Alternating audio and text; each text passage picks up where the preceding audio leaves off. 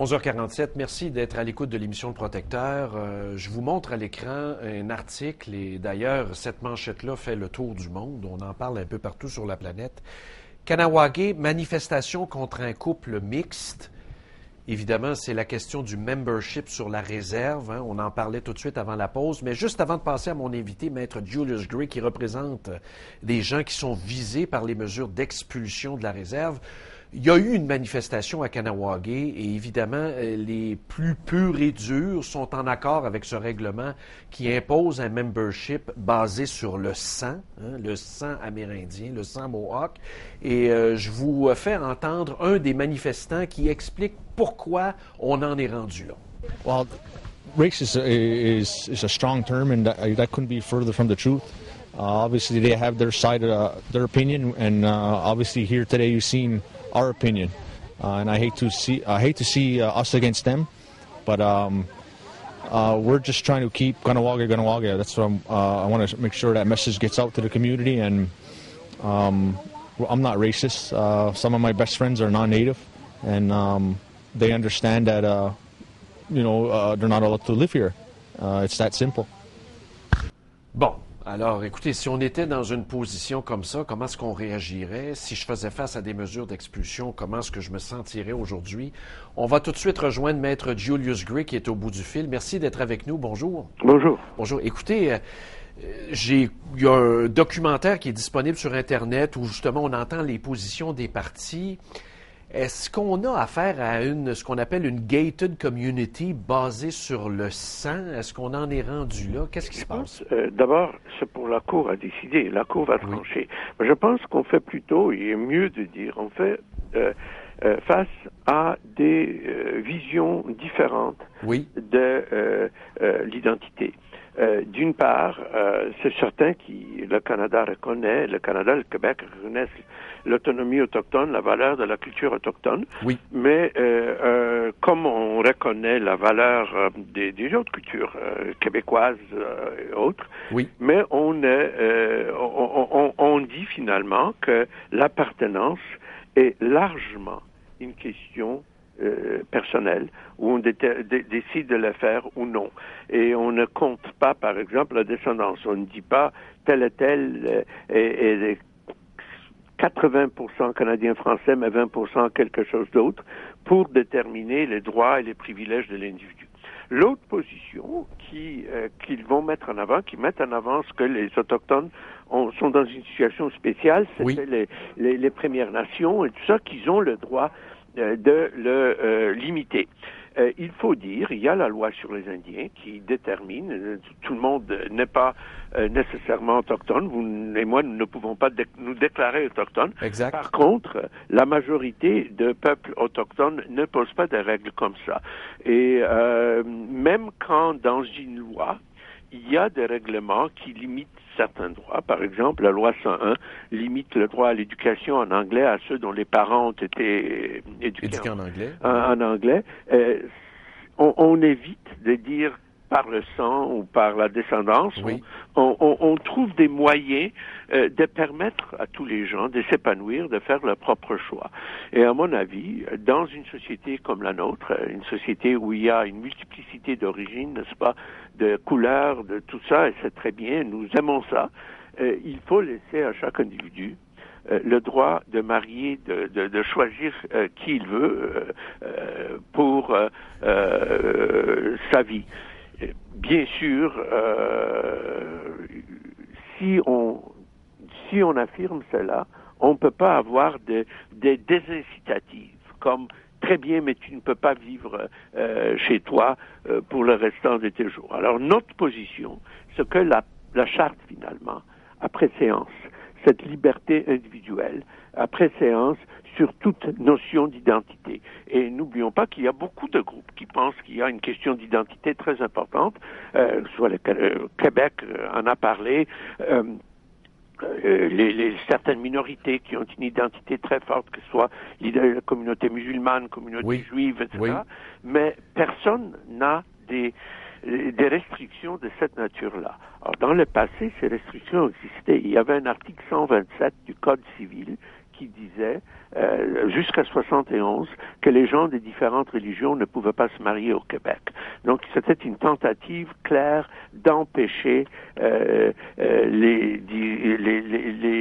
protestants qui étaient anglais d'épouser les catholiques francophones. Français. Mais ça n'existe plus.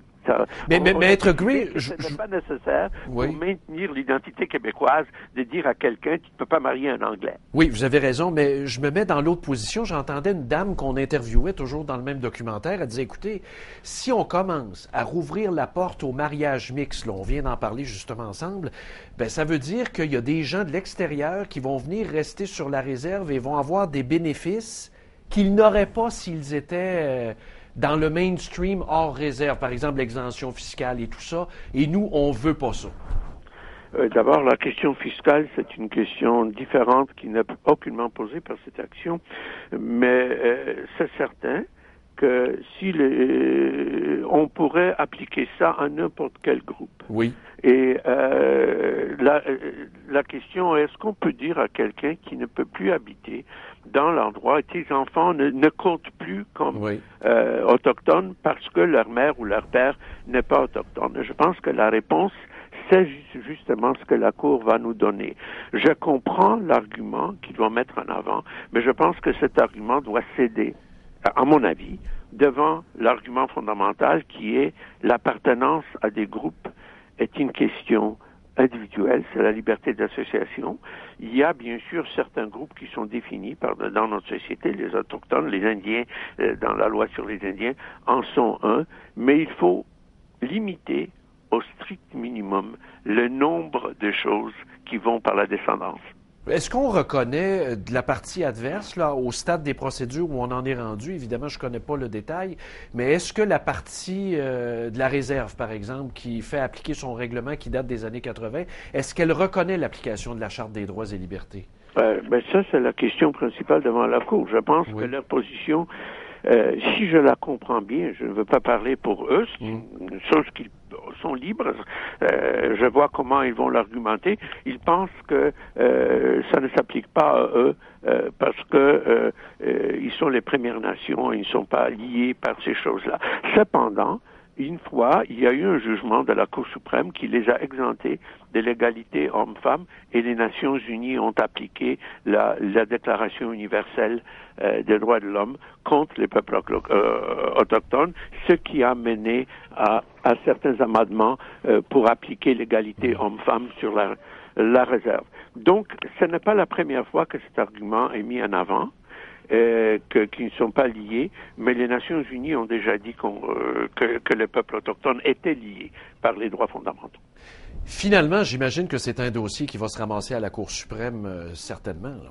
Mais vous savez, je ne sais pas, on ne sait jamais que le dossier ira jusqu'à la Cour suprême. Je peux vous dire, c'est toujours un grand plaisir d'y aller, d'un côté comme de l'autre. J'ai énormément de respect pour ceux qui prennent la position différente, mais il est loin d'être certain. On ne peut jamais prévoir si un dossier va aller jusqu'à là. Ça dépend de comment les juges décident de répondre. Si la réponse est très très étroite, juste à la question précise de ce couple-là, ou s'il a une portée générale. Donc, on peut l'imaginer, mais ce n'est pas certain. Merci d'avoir été avec nous, de nous avoir éclairés. C'est un dossier qui est vraiment passionnant. Merci bien. C'est intéressant. Au revoir. Merci. Au revoir. Au revoir. Maître Julius Gray qui représente ces couples-là qui font face à l'expulsion. Vous les avez peut-être vus dans les médias. Il y a le couple McComber, entre autres, qui a eu le déplaisir de se lever un bon matin. Il y avait des manifestants devant chez eux. Et on avait même vandalisé leur automobile. Alors, ça commence à être assez émotif comme dossier, et j'en parlais pas plus tard qu'hier soir. J'ai un ami, ça fait 20 ans qu'on se connaît, évidemment, je vais taire son nom, là, mais c'est un Mohawk, justement, de ce secteur-là, et il a vécu longtemps sur la réserve, et il est de père québécois de souche, là, et de mère amérindienne. Il a même fait partie de la Société des Warriors, donc c'est un militant. Il croit énormément à la survie des peuples autochtones, des Premières Nations. C'est un gars là, qui en mange à tous les jours. Et lui-même est en désaccord avec ce règlement-là qui date de 1981, où on crée un membership basé sur la descendance amérindienne. Alors, si vous vous mariez avec quelqu'un qui n'est pas amérindien, eh bien, vous perdez le droit de rester sur la réserve. Vos enfants sont déchus aussi de leurs droits et vous devez quitter. Alors, imaginez le désastre auquel font face ces gens-là sur le plan émotif, sur le plan humain, alors qu'ils se sentent autochtones, ils se disent autochtones et ils sont rejetés par leur propre communauté. Alors, ce n'est pas une question facile à régler. On va voir ce que la Cour va décider au cours des prochaines années.